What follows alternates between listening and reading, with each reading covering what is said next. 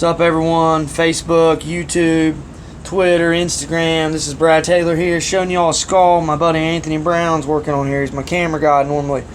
Got him into art. He's picking up the pencil again. Everybody give him a hand for that.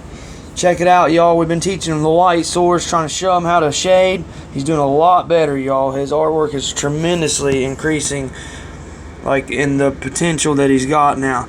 Basically what we're showing here is the light's hitting from behind here on the picture. There's a light source coming in from behind this skull, and what it would do is it's going to cast a shadow down here, and Anthony's trying to portray that by going dark to light.